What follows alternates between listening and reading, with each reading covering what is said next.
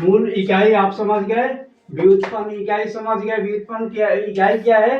जैसे स्क्वायर में किसी चीज को हम लोग व्यक्त करते हैं, जैसे क्षेत्रफल के मात्रक हमको यहाँ निकालते हैं तो क्या लिखते हैं? मीटर स्क्वायर लिखते हैं,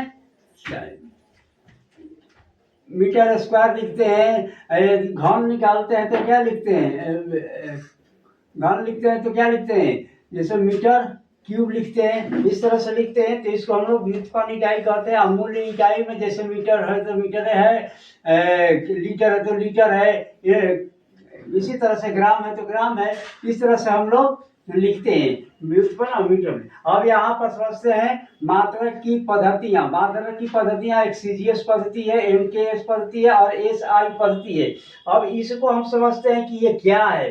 तो सीजीएस पद्धति में क्या है? सी मतलब सेंटीमीटर, जी मतलब ग्राम, एस मतलब समय, सेकेंड। तो इसमें सेंटीमीटर क्या है? लंबाई हो गया, जी क्या हो गया?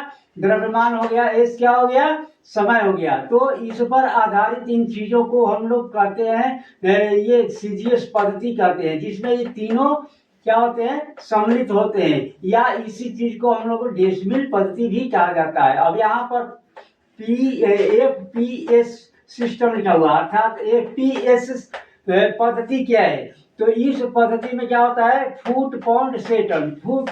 फुट क्या हो गया? लंबाई का मात्रक हो गया। पाउंड क्या हो गया? द्रव्यमान हो गया। और सेकंड क्या हो गया? समय हो गया। समय, ये मिल करके एक पद्धति बनता है। इसके बाद एमकेएस सिस्टम, जिसको मीटर किलोग्राम सेकंड के नाम से जाना जाता है। तो मीटर क्या हुआ? लंबाई हो गया, के किलोग्राम क्या हो गया? द्रव्यमान हो गया, सेकंड समय हो गया।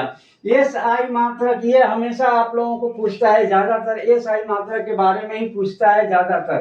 तो इंटरनेशनल सिस्टम ऑफ यूनिट, अंतरराष्ट्रीय पद्धति, यह एमकेएस का विकसित रूप है। एमकेएस का विकसित रूप है, जो 1960 में अंतरराष्ट्रीय सम्मेलन में 7 मूल तथा 2 पूरक का चुनाव किया गया।